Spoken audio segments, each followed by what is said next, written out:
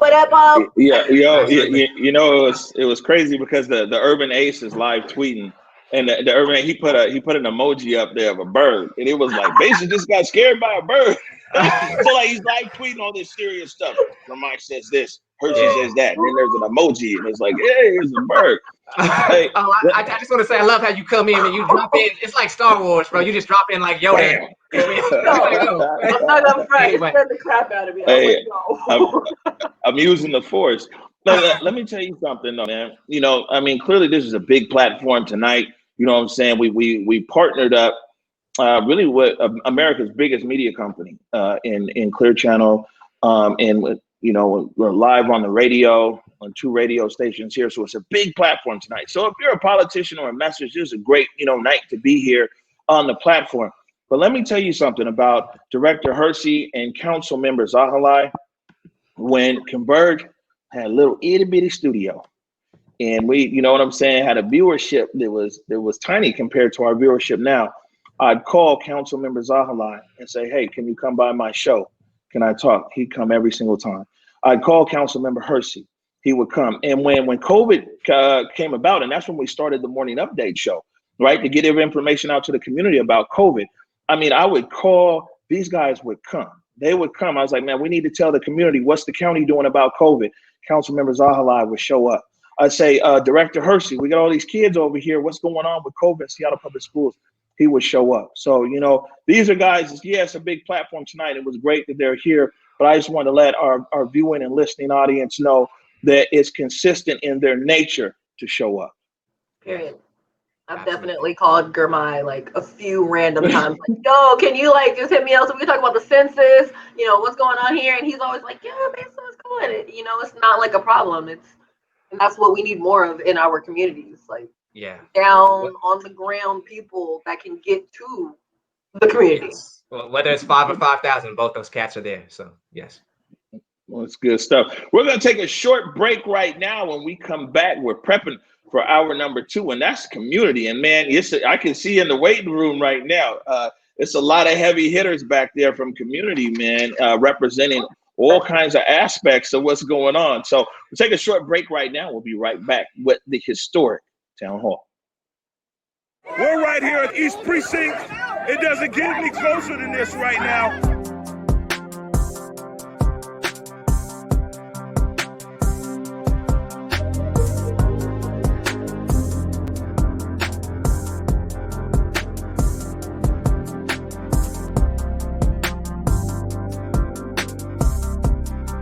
As a small independent media company, we rely on the financial support of individuals and business members to stay on the front lines of the news that's important to you.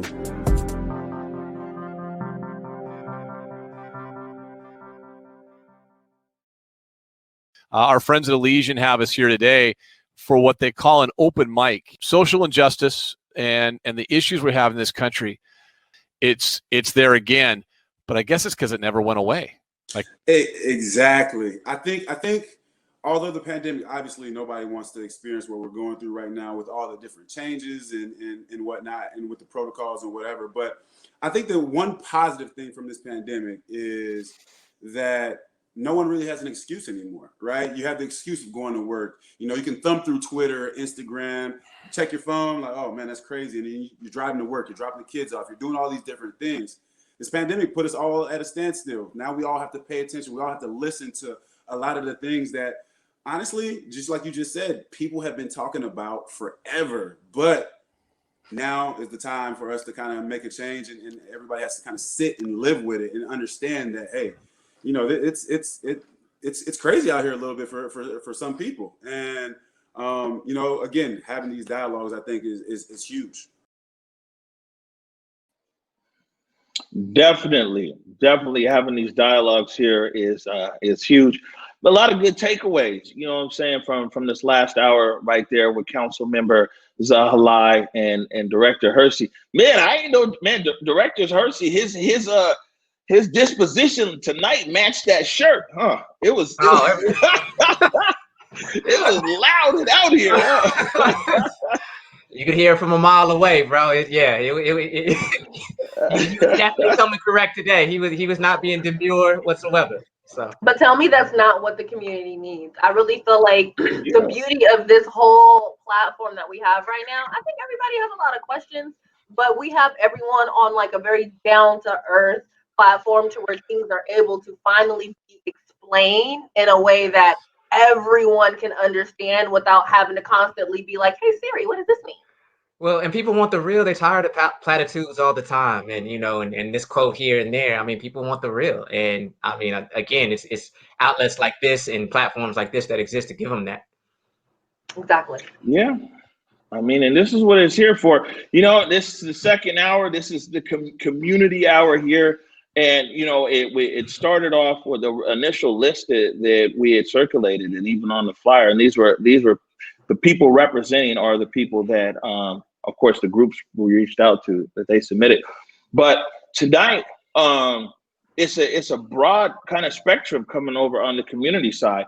Of course, there's Nikkita Oliver, Wyking Garrett of Africatown, and they're gonna go more into it. I know you'll do an official introduction, but there's Sean Glaze, and we've actually played a lot of clips of Sean Glaze on the Morning Update show and talked to Sean Glaze a lot. And Sean Glaze is the CEO of Inclusive Data, so that's the data miner over there.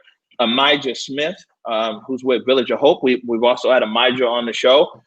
Colorful Communities. And that rally that Brandon Hersey talked about, Black Education Now, actually interviewed Amijah about that. Jalen Scott, Executive Director, Black Trans Task Force. Sean Good, we played a clip from Sean Good this morning. Sean Good was, he was asked to be on the mayor's task force.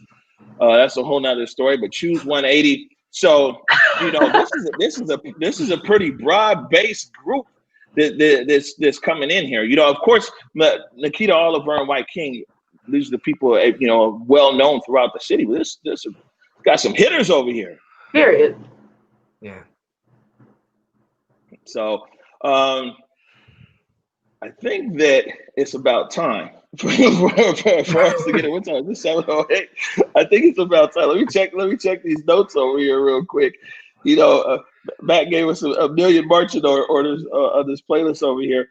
But yeah, and if everybody I think is in the waiting room, what are some of the things real quick, and I'll hop out of here and let you guys take it. What are some of the things you guys are hoping to hear from community?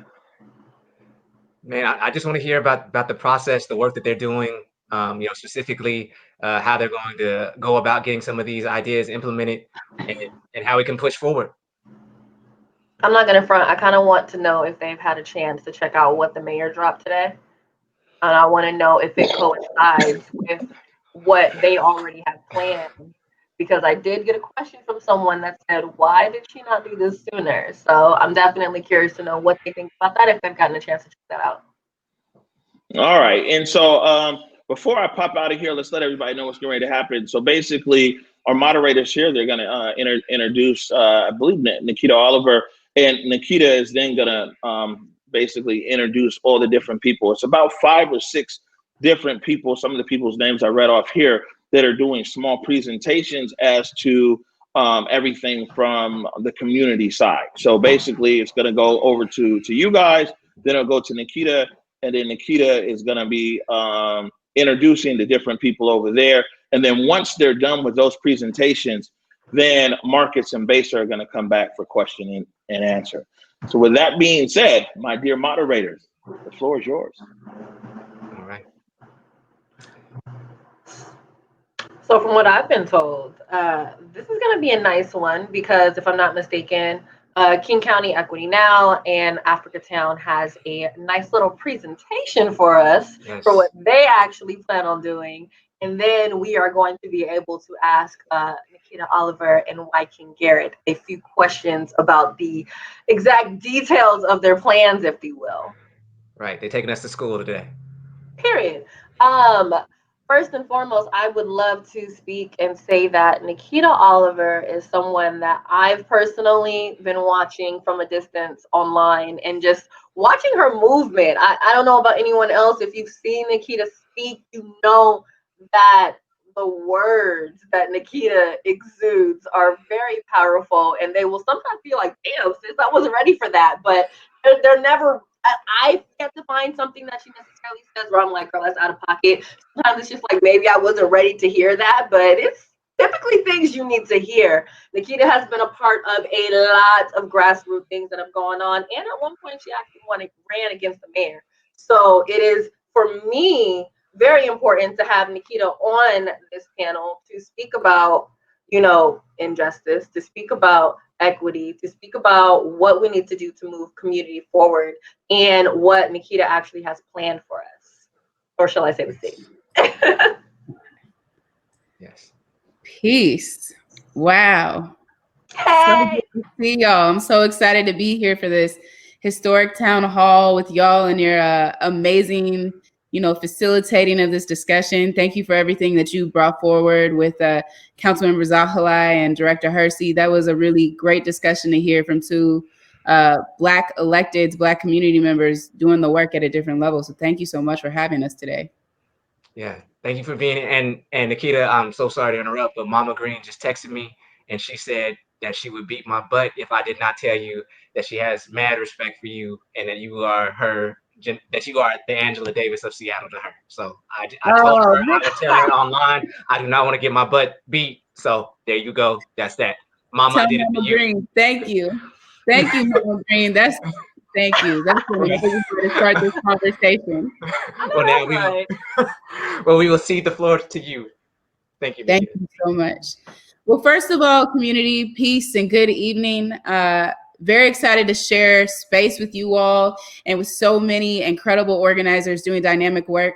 As is important, I want to start first by acknowledging we are on Duwamish land in the coastal Salish territories, and that Black liberation and Native sovereignty are inextricably interconnected, and that our solidarity and our accomplishment with our Native relatives has to move beyond land acknowledgements to action. So I really encourage folks, if you are able, to please go look at the Real Rent campaign to support the Duwamish Longhouse.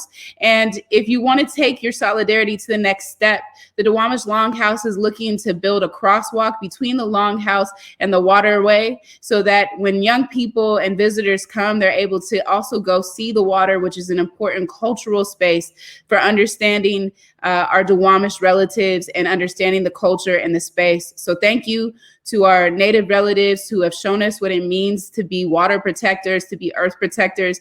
And I want to say that we stand in solidarity and accomplishment with you and want to see our actions meet those land acknowledgements. King County Equity Now is a Black-led coalition. We are community organizers, educators, attorneys, artists, bus drivers. We work in the service industry. We are in the public sector, in the corporate sector. And right now, as we do this organizing to build King County Equity Now, we are doing the work of the city in our free time and our volunteer time and the time with our families because we know that our lives and our community's life depends on it. We are doing the work of centering the brilliant solutions of Black peoples because we know that when those most affected by an issue at the center of the solution building, our entire city will benefit.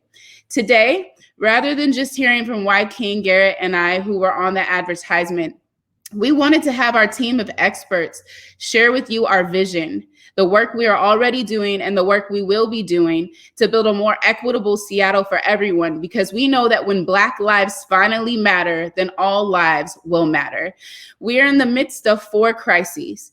We're in the midst of a global pandemic, a human rights, racial justice uprising, an ecological crisis, and an economic depression. And these crises demand that we face them head on and that we do not go back to the status quo. We have to do the work of ending white supremacy. We have to do the work of uprooting anti-Black racism. We have to address economic justice and racial injustice, because we know that we cannot have one without the other. Economic justice and racial justice go hand in hand, and we must dismantle racialized capitalism and respond immediately to the climate crisis that will inevitably harm all of us if we do not do something about it.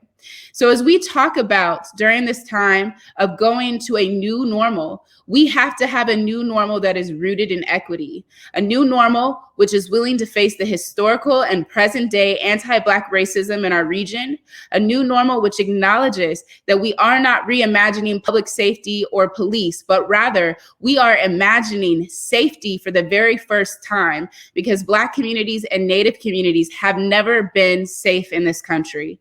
We need to acknowledge that in the midst of this movement, and as electeds attempt to respond with task forces full of cherry-picked people that are being led by white wealthy electeds, trying to address the needs of Black and brown communities, that this is not new, that type of way of moving is the status quo normal that we are unwilling to go back to.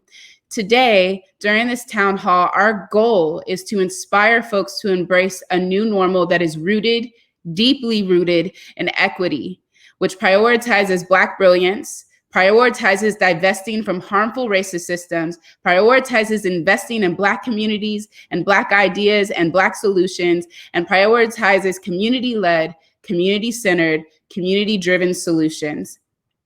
So without further ado, I would rather invite our experts to speak with you. And first, we have Sean Glaze. Sean has over 10 years of experience doing collaborative research towards policy change at the local, state, and national levels. They've worked to influence changes in policies for construction jobs, transportation, education, health, and so much more. Sean's adamant that inclusive data, robust research, and equitable decision-making is essential to creating the world we need. Sean is leading a team of brilliant, and I mean brilliant, Black community researchers to amplify our community voice in new and dynamic ways, which does not rely on the Seattle process of task forces of cherry-picked people by white wealthy people who already have access to political power, but instead, we want to place community power and the voices of those who are most impacted by failed racist systems at the center of our solution building. Sean, thank you so much for being here with us today. And thank you for all of the incredible work that you're doing to move forward, not just defunding racist public safety systems, but more importantly, investing in our communities so we actually can be truly safe. Thank you. Thank you, Nikkita. And thank you everyone that's listening today. And thank you to our community researchers out there. I think one of the things that's really important to start with is we have been working on this. Community has been advocating for ourselves for so long. We've been passing down intergenerational wisdom from generation to generation.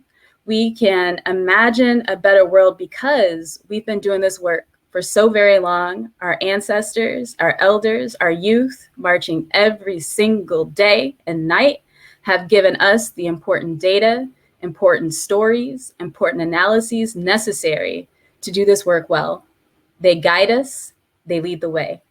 That pre-work is what gives us the tools to launch the Black Brilliance Project, and that's the project that I'm going to be speaking about during my time today. The Black Brilliance Research Project's about, it's a robust deep dive into what creates true community safety, true community health. It's about what creates the conditions for us to thrive. And what's important to remember is that this research is about creating and building a better world. Because while there's so many tools at our disposal and things we want to say, things we want to do, we always want to connect that insight to specific ways, levers to create a sustained change. When I talk to Black people about this project, when I talk to Black people about the world we want to see, everybody's adamant that it's not just our brilliance alone that's going to get us there. It's going to be connecting it to something tangible, something real, to dollars, to policy. And that's why we do this. It's not about coming up with some like ineffective recommendations, some just, empty talk. It's about tying community voice to actual effective change. And so as we are working together with this Black Brilliance Research Project, one of the big levers that we are pulling to create that change is something that people have been talking about the earlier part of the show, that participatory budgeting, that way that for community voice to turn into actual dollars, to set the priorities, to set the path forward. That's a big part of what this research is about. Allowing community voice and community power to be at the center of this work, creating the solutions and getting us there to where we need to be. So we want to make sure that as we are building that process, as we are building that path towards the world we want to see, that it is rooted in equity. We want to make sure that the budget reflects that these new policies that will be created reflect that. And this Black Brilliance research project is already starting to set the stage. So then in this next stage of the research, the paid researcher stage, because we had a lot of unpaid labor this year, this paid research stage, researchers have wasted no time. Our researchers span generations, ethnicities, nationalities, languages, genders, disability experiences, statistical and storytelling skills, class backgrounds. I'm telling you, Black folks, we are not a monolith. And our community of Black community researchers reflect that diversity, different experiences with incarceration, different experiences with the policing system. We don't all agree all the time. And that's like one of the greatest things, is to be able to bring full Black brilliance to this work. We've hosted community meetings. We've started interviewing. We've launched a community needs survey. And as part of my time together, I think I'd just like highlight a few key points. One is that in our community needs survey, we ask about skills, because we want to connect people to paid and unpaid opportunities that interest them. We ask about needs, because we want to connect people to access things like masks and food and internet and childcare and disability supports, the things we know that people need in order to be able to do this work well. We also ask people what they would do if they had $200 million that they could invest.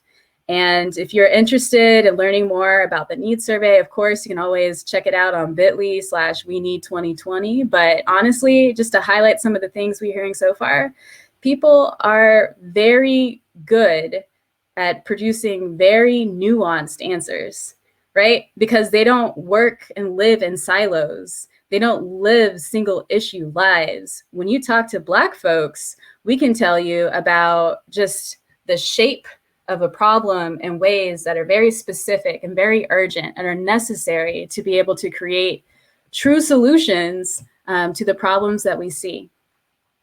I will tell you, like, I know I need to hand this off pretty soon, but one of the important things to remember is that within our diversity, many Black communities speak urgently for the need to create new systems, not just new ways to cope with existing injustice, but new systems.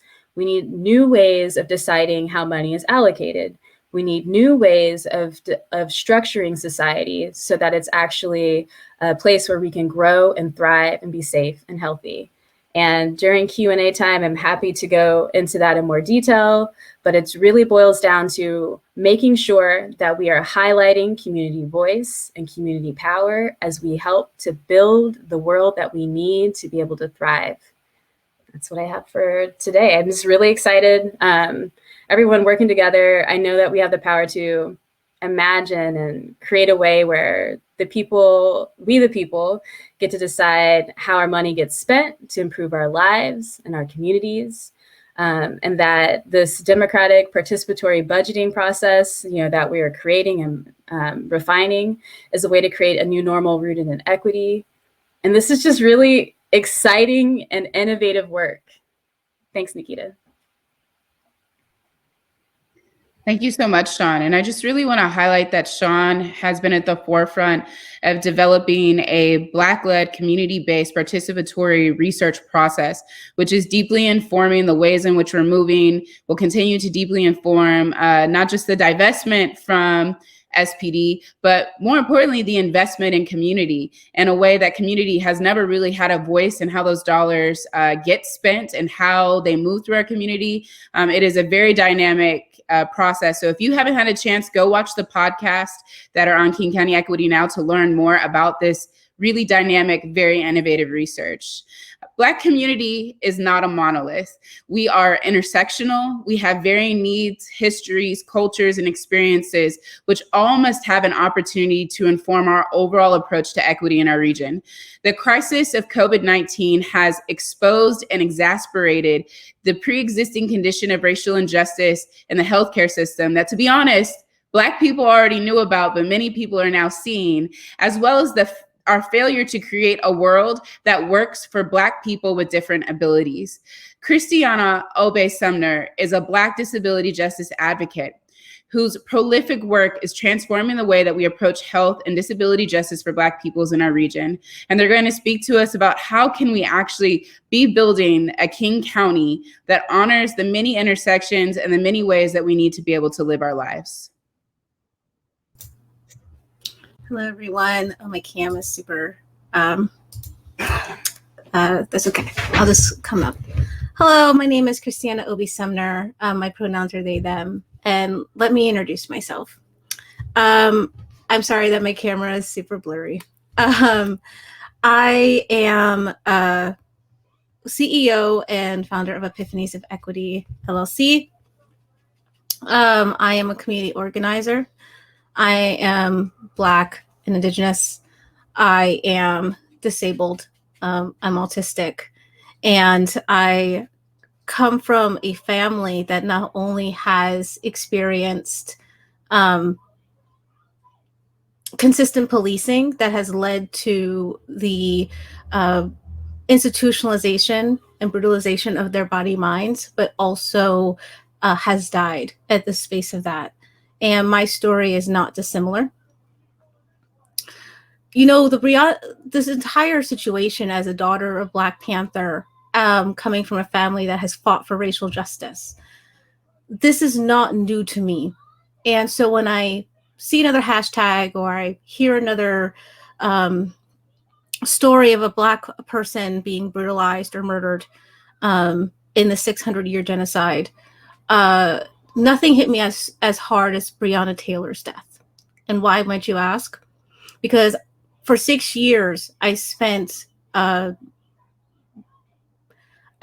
life, my teens and my young adulthood being involuntarily institutionalized. I share this not to comment on what may be needed for some folks who need to have the help that they need. What I am saying is when your very being is criminalized and pathologized, and then policed by every aspect of the system. When junior year came, and between the guidance counselor and the DARE officer, they continued to have negative talk screens. It then went to psychiatric inpatient floors, which then when I went to Louisville, Kentucky, where I was for 6 months, there was a thing called a mental inquest warrant, where people could say, for whatever reason, that you were a danger to yourself or others or property, which would require the police to come to your house and put you under a mandatory 72-hour hold, to which a psychiatrist, and the psychiatrist alone, was the person who had the sole oversight to allow you to leave. And so it first started that I was held for a couple days, and then a couple weeks, and then a couple months. I was then required to be policed in ways that if I didn't comply, I would be put back in again. What a lot of people don't know about me is how I ended up in Seattle was through a sort of agreement of work release to if I was organized enough that I could perhaps go through a program, which is how I came here to escape that system. To this day, when I hear a loud bang at 2 or 3 in the morning, I fear that again, it is the police coming, knocking down, banging down my door, my mom asking them what has happened, trying to step in front of them to drag me off again. I could have also had a similar fate as Breonna Taylor, who lived in West Louisville, only some 5 miles away from where I lived for 6 years. Through the lines of criminalization, when looking at survival as a Black disabled person, you see the lines of crimes and poverty. How do you survive? How do you work within a system that is created and meant to kill you, to oppress you, to restrain you? And not just police and having constant barriers placed by policing, but policing through administrative violence, through social work, through environmental restrictions. There's so much that this entire system and history of policing has morphed into, in creating into more and more shape-shifting creatures of oppression, everything from fugitive slave policing to sundown laws to the Social Security Act categorically crowding us out, and the Civil Rights Act that's only 56 years ago, 56. The president of this country was 19 years old. You cannot say this is a historical issue. It is a contemporary issue. It's living memory. There is no such thing in this moment, in this movement, in this master class of inequity that we will be imagining any safety for the first time. No one's reimagining public safety. There is nothing about policing that brings equity. Policing of all types, of our body minds, of our homes, of our children, of our work, of our stories, of our history, of our impact, of our spirit, of our lives. We truly need to amplify the voices and the narratives of those whose calls to action has only compounded since the beginning of Black Lives Matter with Trayvon Martin in 2012, since the passage of the Civil Rights Act in 1964, since. Demand is to divest from policing by 50% minimum, not $100 million, no okie doke here, 50% minimum. That's the bottom line. My mom used to say there are things that people are and things that people do. And I have learned this is also the equation for integrity. Integrity is about having parity and synergy in who it is that you say you are and what it is that you say that you do.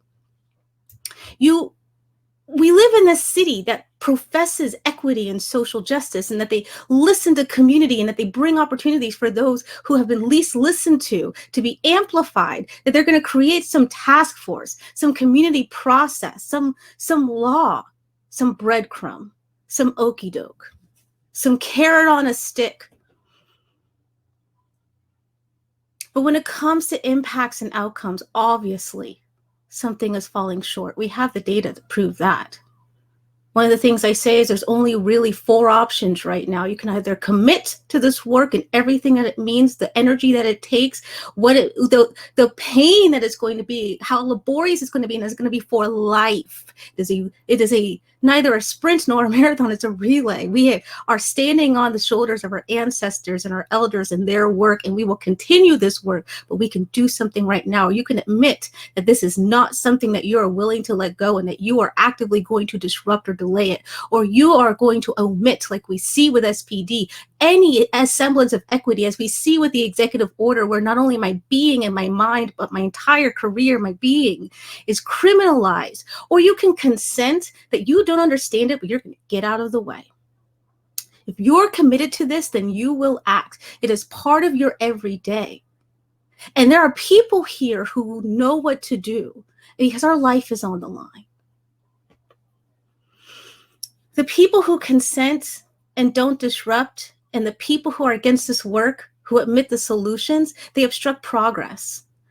That third group, they have to step aside. The first group, the commit group, those who know what it's like to be Black, to have a police car slow down and ask you where you're going, to grow up seeing police cars as often as ice cream trucks, to really know what it's like to live this every single day, then you don't have the understanding that you need to actually do this work. So in closing, I just want to say that this is a time of historic solidarity. The Black Brilliance Research Project is a community-led, center-driven process that centers participatory budgeting as a systems change, a new way of governance with no task force cherry-picked by a wealthy white mayor. If we truly care about Black people, if you truly care about Black people in a city with a race and social justice initiative, in a county with an equity and social justice policy, in a state with an office of equity, if you really care about equity, we need to do the things that will bring actual equity. Policing does not bring actual equity. As they say in disability justice, nothing about us without us. But let me offer this too. Nothing in our name if we ain't even in the game. Not only should we make the rules, this is a time to pass the ball, pass the mic, pass the resources, defund SPD, invest in Black communities, commit to anti-racism and Black brilliance, and center impact over intent, and show integrity in what you do and who you say you are. Or admit, as my grandma said, that you are showing us who you truly are. Someone who blocks Black progress with empty words in a bootleg Rolex task force, and that we should believe you. We will strategize, and we will move forward in our survival and our liberation. Thank you. Wow. We could stop there with just so many jewels and gems in there. And I hope folks were listening about the importance of ensuring that Black folks are at the center of leading this work. Because since the beginning of things like the general education system, anti-Blackness and anti-indigeneity have deprived Black and Native students of opportunities to excel and thrive as our whole selves. From whitewashed curriculums to the school to prison to deportation pipeline, Black students and families have been denied the education we deserve in the public school system. Educational equity for Black students and families must move beyond platitudes into action, the way that Director Hersey was talking about. Our Black students, Black parents, and Black master educators possess the brilliance, lived experience, and the skills to transform education in our region to reflect and empower Black genius. Amijah Smith, who is a dynamic advocate, organizer, mother, grandmother, who is doing incredible work in our region, will speak to the work that is already happening and the solutions we expect to see in the future. Thank you. Again, my name is Amijah Smith. I go by Amijah. Yes, a mother and a grandmother who's been doing education advocacy and justice reform work since I was a teenager.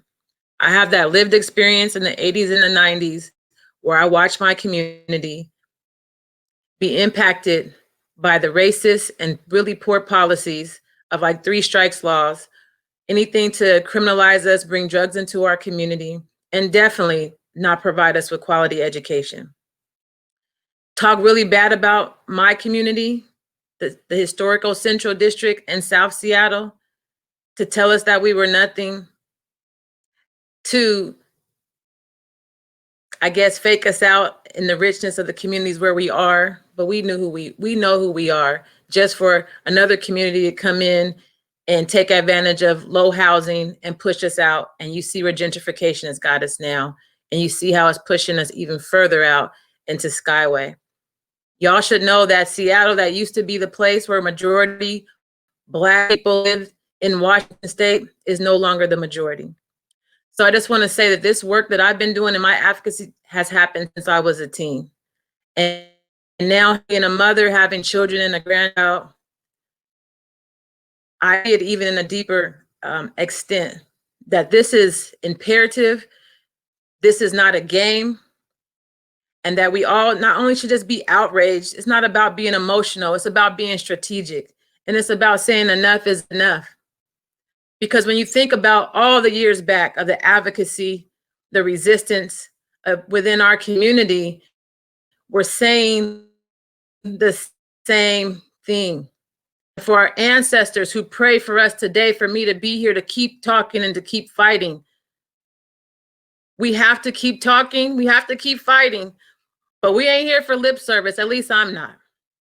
I don't know if I'm gonna see it in my lifetime, but my children and my grandchildren will know that they got to keep this going, because this is not a game. So I just wanted to share with you all today, because I feel this in my body. This is just not a press conference to have a little showtime. That's not what this is about. This is about our lives. This is about our children. This is about our future. We need to divest from a police budget that has not made any gains for us with regard to safety. That's just common sense. Basic common sense. Invest into the communities that have the expertise, the brilliance. Not only will take care of us and our Black community, but will take care of others. That's just who we are as people. Always have been. So why people are scared, and I said why people, WHY, I don't understand, but I actually could care less because it's my community and my families that I'm seeing dying, being sent off to prisons and dying in prisons. That's unacceptable. And that is not normal. And why someone would keep pushing policies and doing the same old thing that doesn't work, that's insanity. Sitting up in here and with positional power, but behaving in a way that's very anti-Black. I would even say white nationalists. But it's all institutional racism. Some of us can't see through the thick fog of what we're really under, but that's what it is. And I appreciate the community of all walks who are standing and holding the line around this work. A lot of my advocacy is in the education system because I do believe that there's opportunities there. And the fact is our precious babies are there. And unfortunately, it is a system that may provide opportunity for some. A few of us get out, a few of us survive it. But too often our children starting in kindergarten, and by the time they're 8 and 9, their spirits have just been beaten. And the reality is that their bodies have been beaten. Adult teachers calling the police on our children. Adult security officers holding our babies down. Treating our babies like they're trash. They are the most precious to us. And if you're a mama bear like me, no, that's unacceptable. And so it's time to hold not only the schools accountable, but the city accountable. Every office that makes these decisions about what happens to our bodies and places violence against us, they need to be held accountable. But also the community, we need to be held accountable. Don't you sit back and be too afraid or sit back and say this doesn't have anything to do with you. We are in a collective community where when I'm doing bad, you doing bad. When you doing bad, I'm doing bad. To me, that's just the nature of humanity. And when our children are not okay, none of us are okay. Black people in Seattle and King County deserve equity now. And for me as a child advocate, I believe it begins with our children. Again, far too long, the schools have been places where there's been unaccountable administrators and teachers just doing our children wrong, endangering their brilliance, endangering their bodies, over-policing them in classrooms. I believe the school functions almost like a court. The principals, the judge, the teachers are the prosecutors, the police, the security guards. It's just unacceptable. We need to be in places, and we have opportunities when you have participatory budgeting, when you allow community to come in and be part of the decision process and having self-determination and leading and solutions, because we know how to take care of our children and love on our babies and take care of everybody else's children because we've been doing that too. So nothing about this anti-Blackness is normal and is surely not acceptable. Those in power at every level have wasted funds on task forces and studies. Come on now, you need more of that to get the same information? The African American and Black community been telling you what the situation been for decades, for centuries. Are you serious? You want a task force? That in itself makes me lose respect, concern for your critical thinking. A study of what? Are we studying you and the poor choices and why y'all keep giving money to these white-led organizations that aren't making any changes for our community? It's just time to divest. It's not even time to even waste our time with these task forces and studies. We've had enough of those. They all say the same thing. Ain't nothing changed. It's time to do something different. Trainings that are failing in delivery for equity. Man, our youth and our parents and our families know what our children need. It is time for action. From the mayor to the school board, to our legislators, to our governor, it's just across the state. Enough is enough. So some of the work, if y'all are not familiar, is really looking for our city budget, if it's going to relocate resources, it needs to relocate those resources back into the Black community and into our education. We are demanding that the city of Seattle and Martin Luther King County cut the funding from its criminal legal budget. Put that funding into restorative justice counselors. The funding that was taken when we removed the police officers, the city still has money from that. They've saved some money. Won't you reuse that money and invest it in restorative justice counselors at every school? The police ain't gonna be there. Set up a parent family council of some sort that can investigate and give some decisions around what's happening around discipline, around threats, around racist policies or racist actions happening to our children, and be informed by the community. But our children are suffering, and that's across the board. They're suffering from social, emotional stresses due to COVID, as well as all this racial tension. We need restorative justice counselors and people who can host healing circles for our children and our community. The levy funding that we pay taxes for, they need to go into community hands as well so that we can make decisions on what's best for our community. I love the Black brilliance in the research. How dare someone stop that? Y'all take everything else of what we create, how we walk, how we dress, how we dance, how we talk. You do everything else from us, but then you don't want us to make real solution? Come on now. This is not a game. Thank you so much, Amaja, for bringing my energy.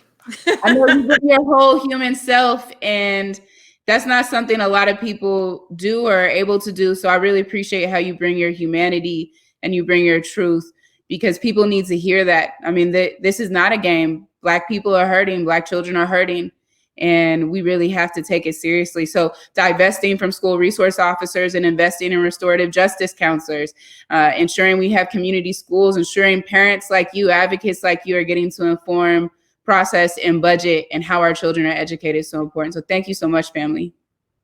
Thank you. I appreciate it. So we know that we have to divest from racist systems. This is a conversation that's happening in the mainstream around defunding SPD, but SPD is not the only system, is not the only institution that's causing harm as a part of the criminal punishment system. This includes courts, prosecutors, jails. There's a whole continuum that is harming our communities rather than making them safer. And we know that when we divest, that those investments have to go to community-led, community-driven solutions, which heal communities and prevent harm from occurring. The mayor has promised, or she promised in June, $100 million for Black communities, and yet she has not provided any real clarity on where those dollars are to come from.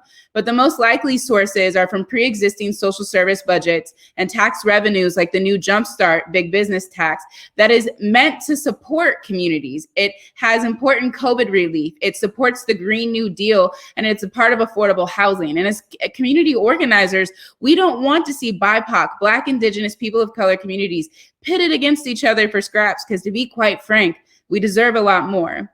So as a result, Jumpstart organizers, labor organizers, defund SPD organizers, and King County Equity Now, we're partnering on the Solidarity Budget, which pushes back against the nonprofit Hunger Games. We refuse to be pitted against each other, and together we demand what we deserve, which is that the Jumpstart funds be used for their already pre-existing stated purpose for COVID relief, Green New Deal, and affordable housing, and that the mayor defund SPD by 50%. SPD has a budget of $410 million. 50% is $200 million, which means that the $100 million promised for BIPOC communities and the $100 million that was promised to Black communities can both be fulfilled and can be put into a Black-led research process that informs a community-based participatory budgeting process. So here with us now, we have Sean Good, the Executive Director of Choose 180, who will highlight for us the ways in which community is already doing the work of dismantling the criminal punishment system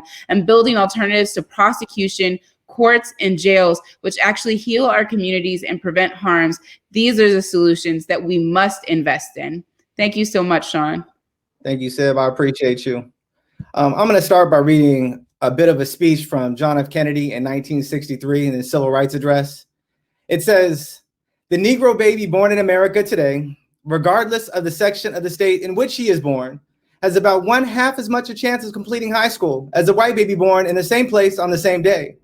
1/3 as much a chance of completing college, 1/3 as much a chance of becoming a professional man, twice as much a chance of becoming unemployed, about 1/7 as much a chance of earning $10,000 a year, a life expectancy which is 7 years shorter, and the prospects of earning only half as much." Candidly, that was almost 60 years ago, and we can have the exact same conversation today. We cannot continue down the path that we've gone on in the past.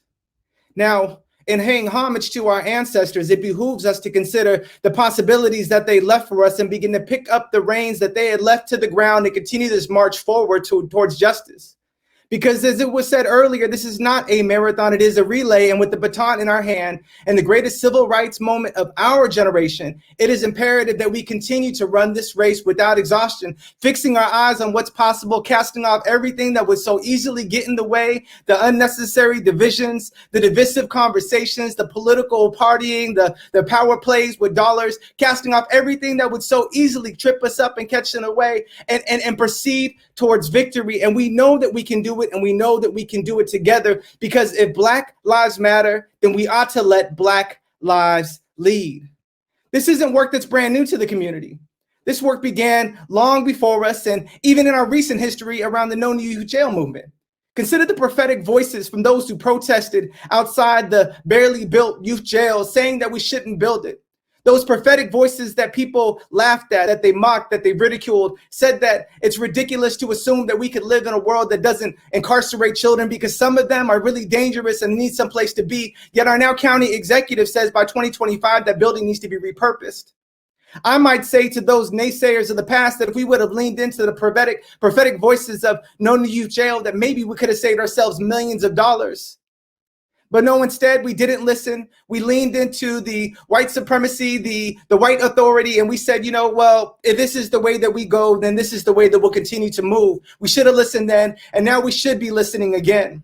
Where there is a broad coalition of leaders through King County Equity Now that are saying in concert, in beautiful synergy that is yet to ever be seen in our city, that we need to divest from law enforcement and invest in community-based solutions. Now, this isn't complicated. You don't both invest in the disease while you're investing in the cure, not if you authentically want to be healthy and whole. Now understand, we're not talking about police as individuals in this divestment investment conversation, although we could reduce it to that conversation as well and talk about the improprieties imposed upon Black communities by those portraying themselves as public safety officers, but only causing harm to those that have already been harmed by social and economic injustice. But we don't even have to have that conversation, y'all. What we can have a conversation around is cost-benefit analysis. Let's talk about cost-benefit analysis just for a minute.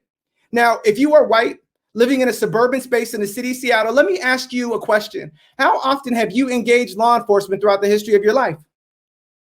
Now, how much of your tax dollars are going to pay for those law enforcement officers that you hardly ever, if ever, have engaged? Then let's consider who's really being policed. When 80 to 90% of the people who went to King County Superior Court qualified for a public defender, that means we are policing poverty and not crime. And police should not hold the responsibility of solving for poverty, solving for drug addiction, solving for mental health issues, solving for the marginalized folks that are getting continually pushed and then resorting to behaviors to be able to find sustenance in their life, to be able to maintain day to day. Police should not be accountable for that, but there are professional people in the community, if resourced well, that could solve for that by simply being innovative. Let me talk a minute about innovation, y'all. Our organization, Choose 180, is an alternative to the criminal legal system. Now, we support 12 to 24-year-olds. Essentially, what happens is if a young person does something, but they live in a neighborhood that's overly policed, so the behavior is criminalized, that criminal referral gets sent to the prosecutor. The prosecutor then sends the young person to our organization. They get community instead of a criminal conviction, receive grace instead of guilt, and 90% of them don't return to the criminal legal system within 12 months. So riddle me this. Did their behavior need to be criminalized in the first place in order for their behavior to change?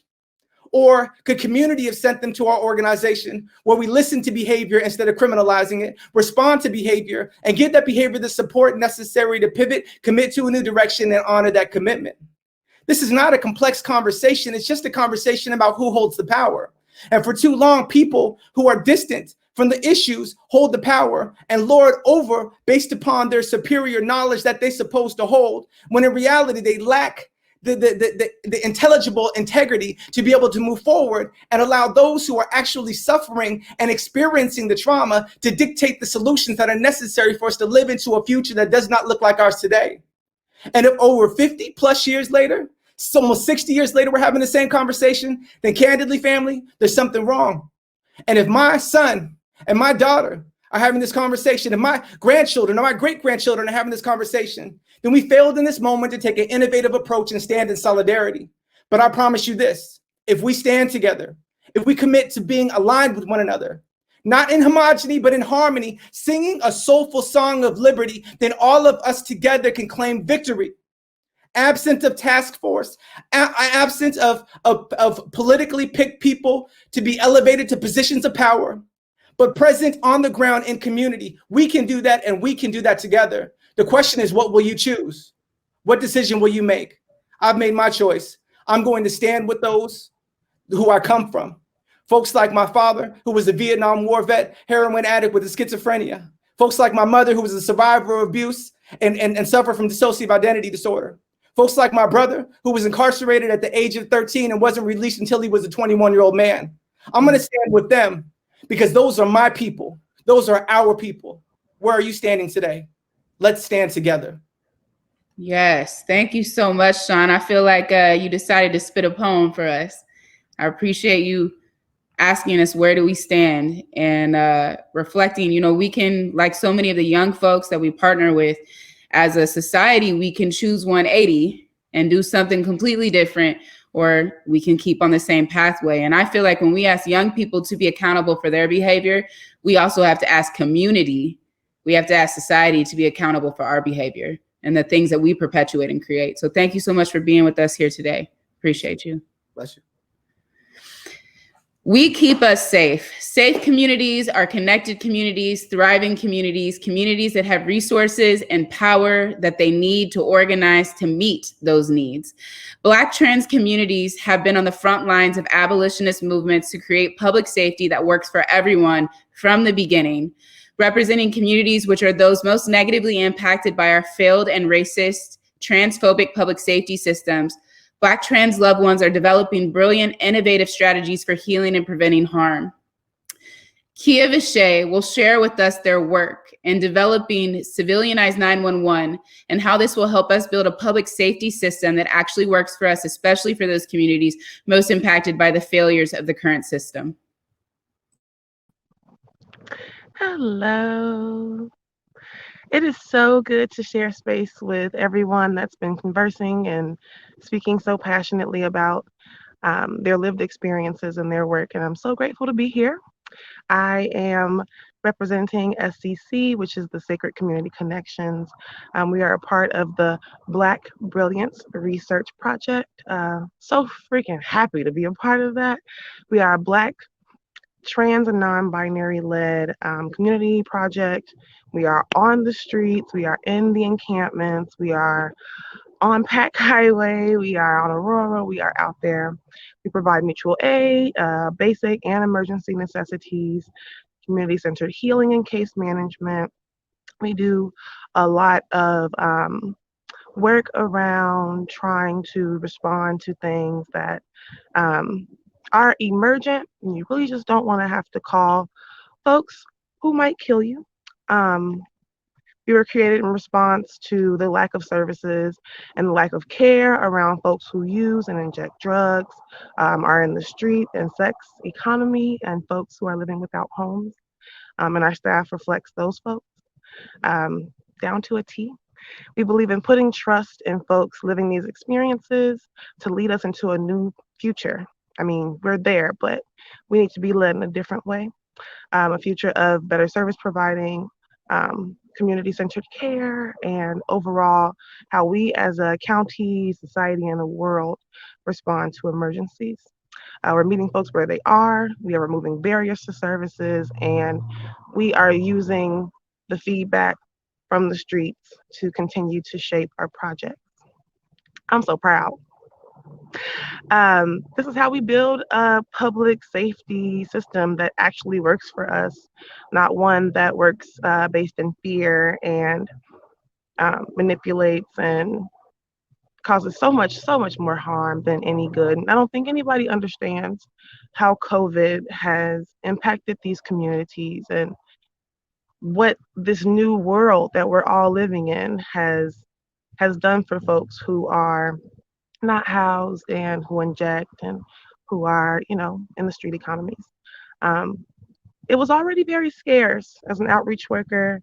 Knowing where things are is extremely important. Knowing who to talk to get what, knowing when to, like, you know, get a little bit huffy with these institutions that are continuing to perpetuate harm against communities and Black trans communities and folks who are house free and things like that. Holding them accountable, and it was already very difficult. Turnover was already very high. There's a lot of folks that will go into communities and into encampments and look around and go, it's a little dirty around here. We're gonna just bring you all some garbage bags. We're gonna make them purple. It's gonna be great.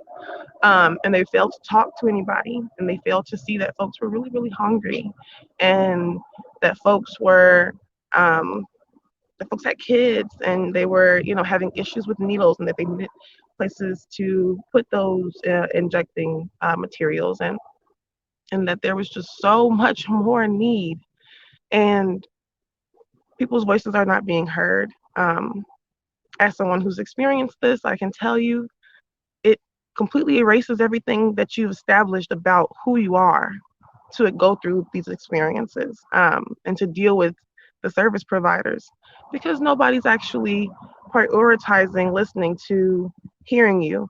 And on top of that, to add in the identities of being Black and being trans and being queer and being Indigenous and just generally being a person of color, it provides so many more safety risks. And in the end, we are the folks that are best suited to guide these projects, to inform the policies, to lead the way and reclaim our identities in a way, take back our voices, create new paths. As a non-binary person, we don't have a lot of elders. We have to uplift these voices, and we need to be giving these folks their flowers now. We need to be providing community awareness that is informed by those who are the closest to the experiences. I don't know why that is a new idea. It seems like an idea that needs to be implemented in all of our broken systems, and that's really how we come back together as a community. We have acknowledged that we see a problem. We have acknowledged that there are issues. We acknowledge that Black folks are dying at a high rate, that trans folks are dying at a high rate, that queer folks are dying at a high rate, that Indigenous folks are dying and going missing, and people of color are dying. And we have yet to acknowledge exactly how we are going to make the folks that have to deal with this secondary grief feel seen, and how we are going to provide space for folks who have to constantly watch folks that looks like them be put in situations where they could lose their life and their livelihood. So I am very happy to be a part of this initiative. Nikkita, I see you, boo, looking great. And I look forward to continuing to work with folks, and look out for SCC, because we are hoping to do we're going to do some extremely big things in 2020. And we really, really, really look forward to providing the community care that folks are needing. Thank you so much, family. So excited to have you here and to be hearing about the work that you're doing. To not take too much time from our final presenter, I want to acknowledge that there has been a major wealth disparity. There is a huge wealth disparity in Seattle, King County. White families in Seattle have the highest median income in Seattle at $105,000 and more than double that of Black households at $42,500. Studies show that if we stay on the same trajectory that we're on, the wealth of Black families will be zero by 2048. We know that due to the denial and the theft of Black wealth that began with enslavement and has been entrenched in law and code through redlining and discrimination, that Black wealth has been stolen through predatory developers, public officials who refuse to repair decades of racist housing policies and regressive tax codes, as well as the prison industrial complex. This is work that has to happen to undo the Jim Crow apartheid that exists in the King County region. And we have regional leaders like Wyking Garrett here who will share with us the vision of change, economic investment, land development, and what it means to support thriving Black communities. Peace, Nikkita. Thank you. It's a lot of powerful words from people's real lives, you know. Again, Wyking Garrett, third generation community builder from the Central District, Africatown, CEO, Africatown Community Land Trust, where our mission is to really make room for Black people to have space. You know, we are focused on acquiring and developing land that will allow for the beauty, the brilliance, and the best of the Black experience to grow and thrive as a part of Seattle. We've called the Central District home for almost 140 years before this Washington was even a state, and that's what we're working towards. In order for Black lives to matter, Black communities have to matter because Black lives exist within Black communities. And the question of the day really is, are there Black people in the future in Seattle? Will Seattle be a world-class city or a one-class city, right? A world-class city that's inclusive of the communities of the world that have helped make the city, or a one-class city that's exclusive to the white and the wealthy? This is what the current course is. Seattle has an opportunity to lead, to course correct, and lead the nation, right? We have 3 companies that are in a space race to build condos and communities on Mars and the moon out of space. So I know it's a lot easier to figure out how we can have our communities grow and thrive right here in our neighborhoods in this city. In order for that to really happen, though, we need, you know, the leadership, you know, the mayor, to really move away, to take bold steps away from the historic white nationalist, white supremacist policies that have been entrenched in City Hall for decades, perpetuating the Jim Crow apartheid that you spoke of. And I would like to just bring up some of the slides.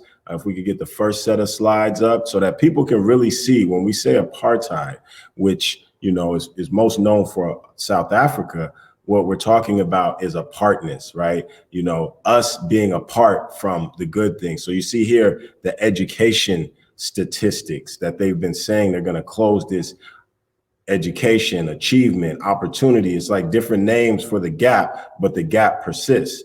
And the gap is our children not being able to realize their brilliance inside of systems that's killing off their spirits and underdeveloping them. The next slide, please. Income, or this is home ownership, right? You would think that maybe Seattle, people are moving out of Seattle and moving into the county and buying new houses, but no, home ownership for Black people is going down from, look at that, 20% from 48 to 28. And this is countywide, not just the city of Seattle. Next slide. Again, here you can see when we say apartheid or Jim Crow apartheid, you see the apartness from 42,500 of Black families to 105,000. This is not even the 66%, the 2/3 or the 3/5, should I say, the 60% that the Constitution. This is double. Can we go to the next slide, please? The wealth gap, almost $500,000 more wealth from a Black family to a white family. So this is the apartness that we're talking about. And this is not even, asking questions about, well, how much commercial space do we own? How many buildings do Black people own downtown? How many high rises? How much port space, which really drives the economy? How many tech companies of scales? Health science? How many institutions of magnitude do Black people have in the city after being here for 140 years? And how do we get to that place? We don't exist significantly collectively as owners, as high wage employees, but really just being held in a position of essential workers, field workers that serve those that are wealthy, that can no longer even live in the city, being reserved, to tiny house type, shanty towns that we see. And so again, when you say Jim Crow and apartheid, you look then, and then you look at, these tiny home villages that are populated by Black people who are represented in the homeless population by 60% of the population, right? So this is what we're seeing. This is the reality. We know there's different rhetoric around social justice and inclusiveness and being liberal. We hear that a lot in Seattle, but the material reality is much different. And right now, the numbers, right? They say men lie, numbers lie. Men lie, women lie, numbers don't, right? So the numbers show us a reality of Jim Crow apartheid. And so what we need to do is stay focused on building a new normal rooted in equity. The mayor recently spoke just on the Converge platform, had an interview where she spoke eloquently that this has been systematically, this exclusion has been entrenched in the existing institutions of government and private, et cetera. The House Bill 1918 last year passed through the House and documented these things.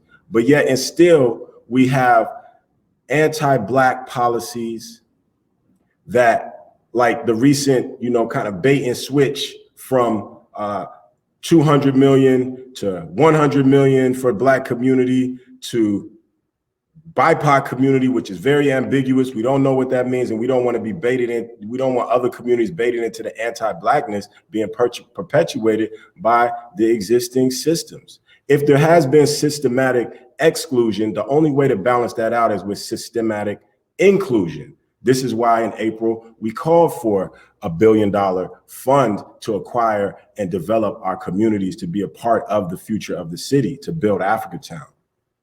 And we need the mayor to maintain her commitment, to making sure funds are going into the Black community. She said $100 million into the Black community. That's a little ways from $1 billion. She said over 10 years. But don't bait and switch the community and try to create conflict. The budget is a value statement. They say where you put your money is where your mouth is, where your heart is. Where you put your money is where your heart is, right? And so to move away from this, again, we have to measure the numbers. We're going to probably hear a lot of things about programs that are happening, that are being invested in, but we got to go to the numbers and say, are we increasing ownership? Are we increasing business development? Are we really significantly participating in the economy? And so Africatown's vision is for us to have a thriving Black community. If we could get the next set of slides. If Seattle is a world-class city, then why shouldn't we have a world-class Black community here, right? So we've been here for over 140 years, and we want to be here in the future of the city. So some of our work has included the Liberty Bank building. You see here on 24th in Union, 115 units, allowing people to come back to the community with affordable rent or stay in the community, allowing Black businesses like Earl's, That Brown Girl Cooks, to have business that had longtime businesses in the community to stay in the community. Next slide. Other projects, next project is Africatown Plaza, which will be across the street, 130 plus units and more commercial space, again, to allow people who have endured the redlining, the weed and seed, the predatory lending that has caused our community to be pushed out of the community to come back and stay in the community. Next slide. Projects like, and here we see our children having a future. Next. Working to repurpose the Fire Station 6 on 23rd and Union as as the William Grove Center for Cultural Innovation and Enterprise, so that we can connect the legacy of innovation, of creativity, of entrepreneurial spirit, making a way out of no way because we were forced to the economy, the knowledge-based innovation economy that's grown around us, but again, has not included us, and now is pushing our communities out of Seattle. Next slide. Partnering with organizations like Homestead Community Land Trust to bring affordable home ownership opportunities to our community so that people can actually have economic mobility and begin building that generational wealth to close the gap. Bringing millions of dollars of contracting to our community so that our contractors can be building the community that we are a part of. But, you know, at the end of the day, the work that has been demonstrated, the work that we've been able to do with so many different partners and community entities and community members is really just a demonstration that another path is possible. Another world is possible. It's not just gentrification happens. No, gentrification and displacement is a product of people's choices. So different choices can produce a different outcomes. And so what we need is greater investment. This is why we put out the call for $1 billion fund to scale up, because those are just really a drop in the bucket, right? If 100,000 people are coming to Seattle a year, how many of those are Black people? Where do they work? What do they own? Where do they live, right? These are the numbers that we need to be measuring going forward to understand what is happening. And the budget, the redirecting funds from ineffective police, you know, that exhibit this Proud Boy behavior time and time again for decades, redirecting that money to community for more effective public safety strategies is mandatory. It's the one thing that the mayor can do in her position to show that she is committed to building a more equitable Seattle, a Seattle that's rooted in equity and move away from the Jim Crow apartheid reality that we're currently in. Thank you so much, Wyking. That's an excellent transition for us, and appreciate all the work that you've been doing for 30 years, part of a generational history of Black organizing in our community that is really building thriving Black communities. So thank you so much. Definitely. If folks want to get involved, help build Africatown, they go to africatownlandtrust.org to get more information about these type of projects. Incredible. Thank you so much, family. All right. I just want to close this out real quick and say, if you remember anything from the things that you've heard tonight, the first is that the status quo, going back to the status quo, kills Black people and deprives Black people and Black and brown and Native communities of wealth, education, homes, and freedom. And that it is incumbent upon us to listen to the voices of Black leaders, Black organizers, Black community members as to what the solutions are. The executive order that came out from the mayor today does not offer real solutions. Rather, it is something that is cynical, and it's a bad faith attempt to separate the divestment conversation from the investment conversation. If investments that are not coupled with divestment from police that target Black communities, it's not true public safety. So we have brought you solutions. We have shown you people doing the work, and we are so excited to keep doing that work. We've been doing it. We are doing it. We will do it. And we will build a public safety system that works for everyone. All right. Thank you, Nikkita. Thank you, Nikkita Oliver. And thank you for everybody who presented there. Well, we heard from a wide range of people in community, everything from development and land trust over to, Sean Good, who's working with youth over there. We heard from the people with defund. We've heard from everybody. We really heard from them too. Elijah Smith on education. I think the one thing we'd probably take away there is a lot of passion. Definitely a lot of passion, and definitely a lot of people that have had the experience of, well, being Black, not only in America, but in Seattle. And I think that sometimes people assume that Seattle is super liberal, so we ain't got no problems up here, but that's really not the reality. Yeah, that's for real. They just need to come up here for a couple weeks. Right. Ma'am, I know that we have to let you go soon, and I would really hope that I can have you back on with like my night show on KUBE or just something else in the future. But I would personally love to know for the Black community if there is anything in your pipeline where there is a allotment of money that is specifically for the Black community rather than BIPOC.